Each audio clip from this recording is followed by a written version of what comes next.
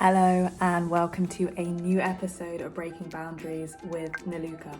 I am so excited to be recording this video and telling you all about my stay in Istanbul and basically sharing what my experience was like, because honestly it was incredible and unforgettable in so many ways.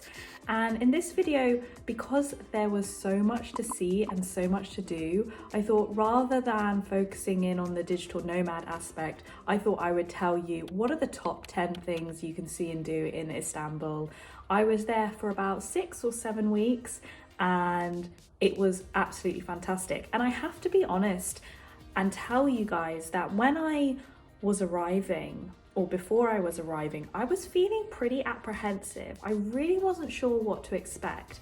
And I remember speaking to a couple of my friends when I was working in Lisbon and telling them, look, I'm not sure where I want to go next. And I had a couple of different options. And Istanbul was one. And it was one that I kept hearing from people, you know, it's in Europe. Well, I'll come to that in a moment. It's got a European side and an Asian side. But it's the largest city in Europe and it's pretty close. It's got direct flights to London. Time zone wise, it's just 2 hours ahead of London. So work wise, it looked a good city, but I wasn't really sure what to expect. And I had a lot of positive reviews, but then I think there's also a lot of misconceptions. I thought when I arrived, maybe I wouldn't feel fully safe, you know, as a solo female nomad as well. I wasn't sure what the vibe would be like, but honestly, I did not need to worry. It was absolutely fantastic. Now, where I stayed in Istanbul was a place called Hagia. I hope I'm saying that right. My Turkish friends will tell me off if I'm not. Which is very popular for expats, internationals, digital nomads, remote workers. But there are a couple of other places you can stay. Moda and Kadıköy, also great places to stay, particularly if you want to have a bit more of that international buzz and European feel. And I must say in Hagia, where I was staying, I felt super safe and it was very friendly, a very welcoming place. And also, honestly, out of all the cities that I've been to, in terms of cafes to work in, Wi-Fi, and overall vibe for working remotely, Istanbul was really up there. Like, it ranks really high. And again, I wasn't expecting that. So just wanted to open this video with my expectations and the reality, and actually how the reality exceeded my expectations in so many ways. And it was just a fantastic place to stay. So let's get into it. What are the top 10 things to do in Istanbul? So, number 1, go and visit the Hagia Sophia and the Blue Mosque. Now, these are both very near to each other and they are absolutely beautiful inside. I have never seen anything quite like it. Now, the Hagia Sophia originally was a church. It was then converted to a mosque. It was then made into a museum.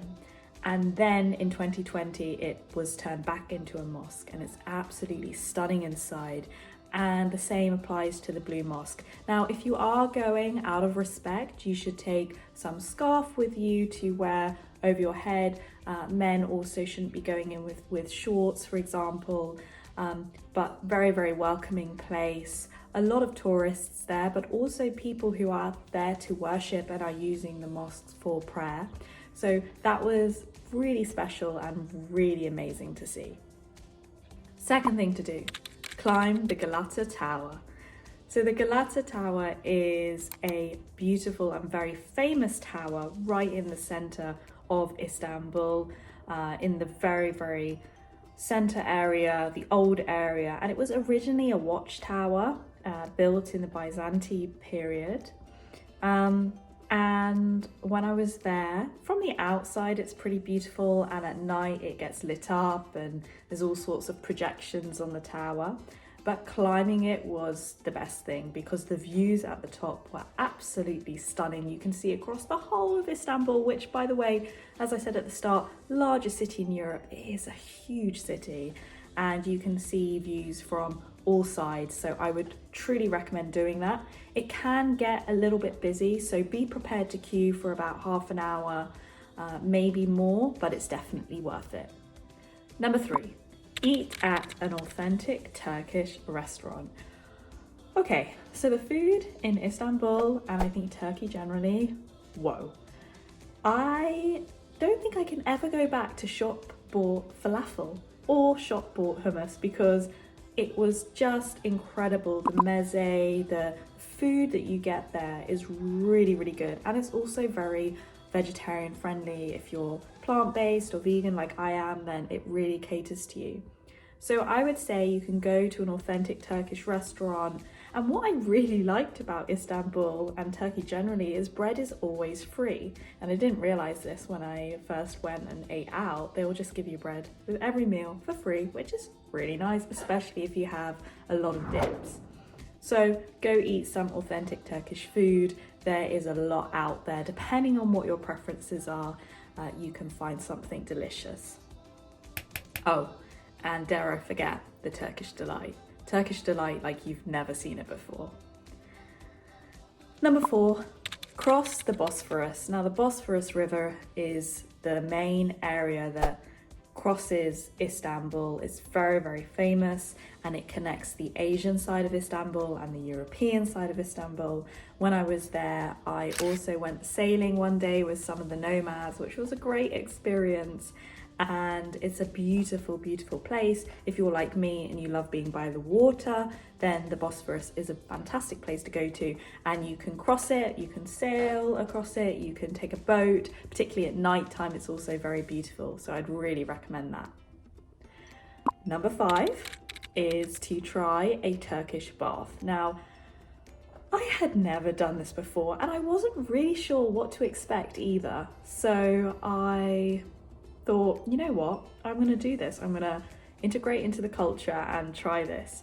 Now, when I say that, actually a lot of the people who go to the Turkish baths are now tourists, but it used to be a very, very famous way of people coming to the baths, particularly when there was no hot water or heating at home, and they would come to the baths, and that was how they would clean themselves. Now, the whole premise and the whole experience was just so interesting, like nothing else I've ever done before. You go in, you're given your changing room, and then you start off in the main room, which is almost like, imagine a marble sauna. You just lie down on these marble floors and seating areas, and there are like these special baths as well in this room. After that, you're then taken for your Turkish bath, which is strange, but you're essentially, scrubbed and cleaned and, pampered in a way that is very different to a kind of classic spa day. Very authentic. The bath is just so different to what you would expect. You're not actually in a bath, you're like lying on marble, and the soap and the bubbles, etc., is like put on you. So that was just a very interesting experience. I finished off the experience also with an oil massage because I wanted that, but you don't have to do that.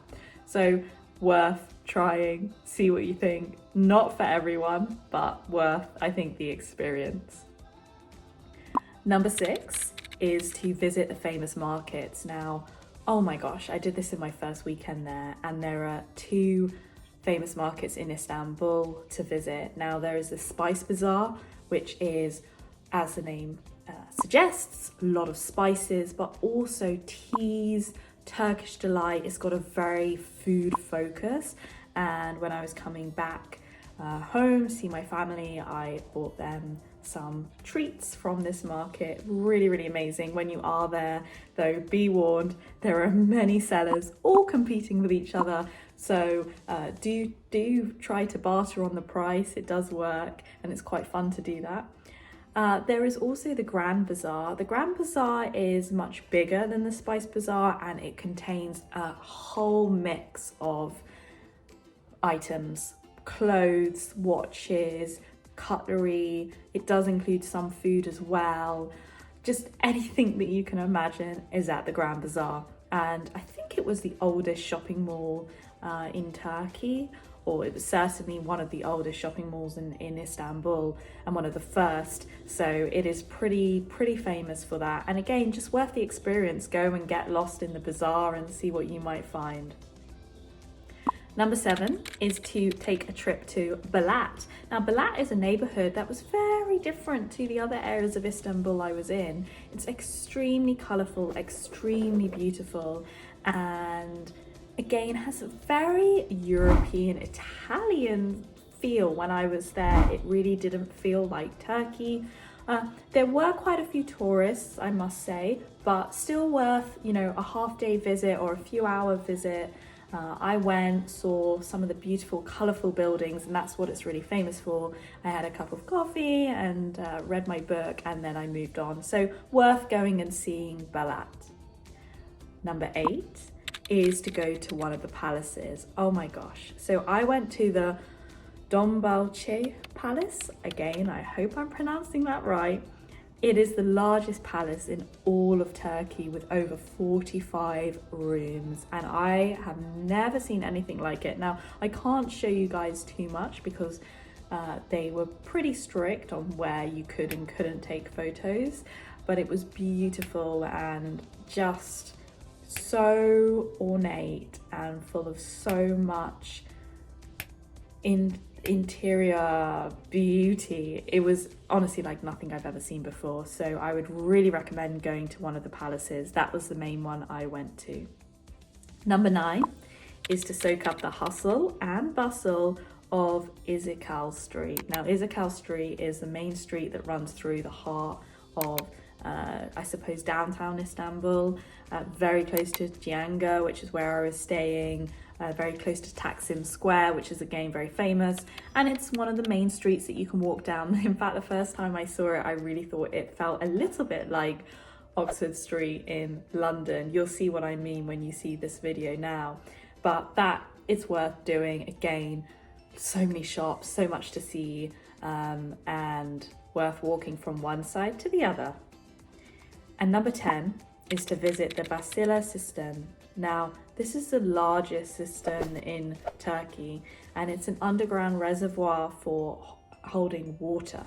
It used to be very important for the citizens of Turkey and of Istanbul to get hold of water, and now it's just absolutely beautiful to see. It's very Gothic-like. There are Medusa stones in the area, which was just really cool to see, and it's very arty and just like nothing I've ever experienced before. So do go and visit that if you get a chance. There are more things to do in Istanbul than those 10, but those were the 10 that I did and that I would recommend to anyone visiting Istanbul. Now, there are other things you can do that I haven't mentioned. There's another palace that you can visit. There is also the opportunity when you're there to go to the Princess Islands and take a ferry over. When I was there, I went to Cappadocia. The thing about Istanbul is it's so easy to get to other areas of Turkey, beautiful areas of Turkey that are just an hour away. Now, my stay was relatively short, so I didn't get a chance to do that, but I would say if you are staying in Istanbul for a period of time, book one weekend to go away and see something else. I went to Cappadocia, which, to be honest, deserves a whole other video in and of itself. It was just like nothing else I've ever seen, but I was really glad to have seen another area of Turkey while I was in Istanbul. I would also say Istanbul is very much a cat city. There are so many cats, and in most cafes or restaurants, there will be cats just wandering around, jumping on your lap. So if you're not a cat person or you really don't like cats, probably Istanbul isn't for you. If you feel neutral towards them, it's fine. If you love cats, you're gonna love the city, because honestly, I've never been in a place with that many cats. And I'm not really a cat person, but by the end, I would say that I was warming to them. Overall, Istanbul was an amazing place. Great culture, so much to see and do, friendly, and particularly in the areas that I stayed in, which I mentioned at the start of the video, you're going to feel very safe. And honestly, it's such an interesting city. It's like nothing I've ever experienced before, very different to a lot of European cities, but also has that European feel in certain areas too. I could go on, but all I would say is if you're thinking about doing it, go visit, try those top 10 things, and you won't regret it. See you here next time.